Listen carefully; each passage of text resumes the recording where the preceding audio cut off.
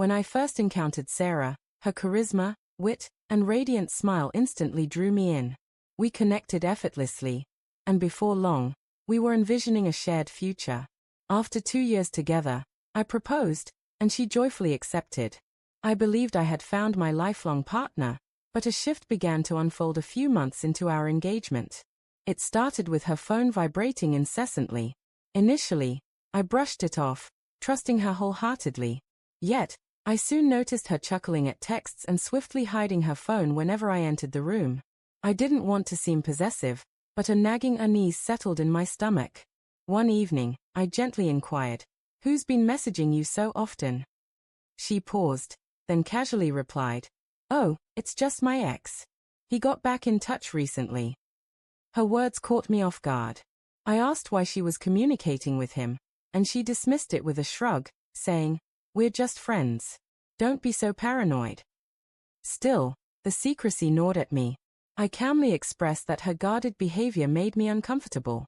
That's when she let out a cold laugh and delivered words that cut deeply. "You're so replaceable. If you can't deal with it, I'll find someone who can." Her expression was devoid of remorse, just an icy indifference. I stood there, stunned, unable to respond. The woman I planned to marry had just implied she could easily move on if I didn't accept her actions. I didn't argue.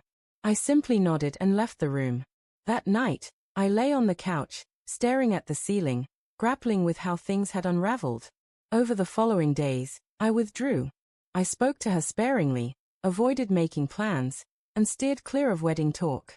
She noticed my distance but seemed unbothered, her attention increasingly glued to her phone.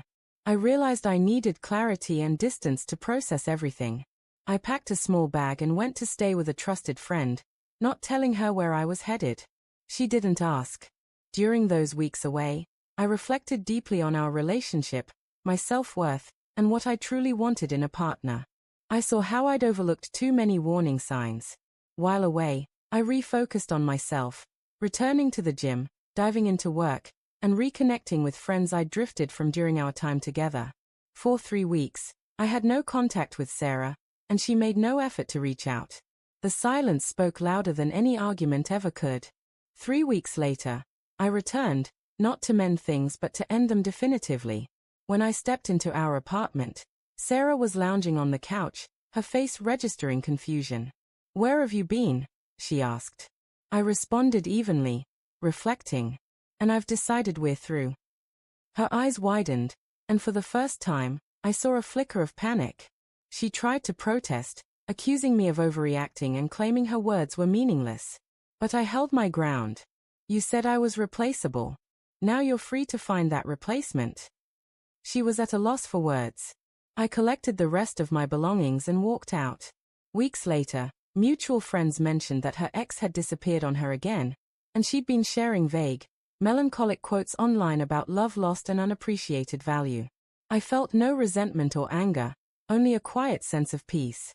I knew I'd made the right choice. Moving forward wasn't simple, but it was liberating. After some time, I began dating again, this time with firm boundaries and a stronger sense of self-worth. I vowed never to tolerate disrespect or manipulation again. Reflecting on it now, that painful moment was a hidden gift. It revealed her true character and guided me back to my own strength. I didn't just leave a toxic relationship, I rediscovered myself.